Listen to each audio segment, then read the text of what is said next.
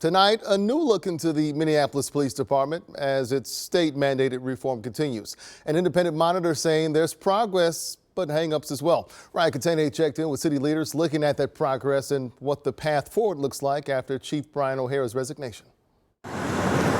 Time is ticking for the Minneapolis Police Department, now in its third year of operating under a court-mandated agreement after the murder of George Floyd. This is a marathon and not a sprint.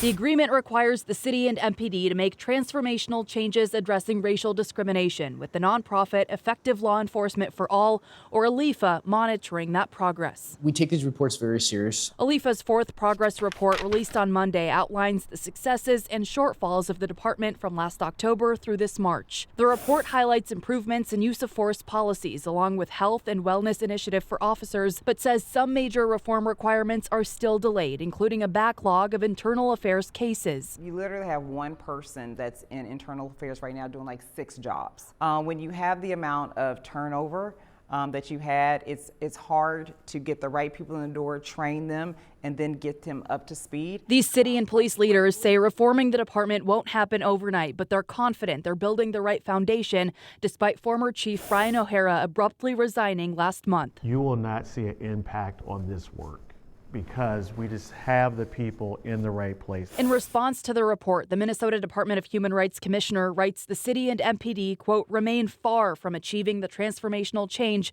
necessary to address the root causes of race-based policing. So why is there such a discrepancy between what you believe and what they believe? Because I see the work being done. It's not going to happen overnight.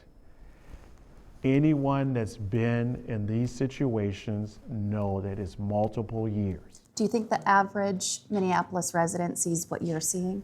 Here's what I would say. It's not that they see it, they have to feel it. So I think still we'll get some mixed reviews on that as well. I think if you talk to some people, yes. If you talk to other people, no. But we're on the right track.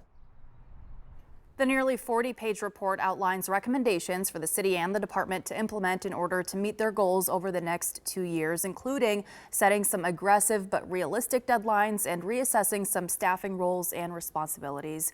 It does also acknowledge that there were some disruptions brought on by Operation Metro Surge. Kevin. Raya, thank you.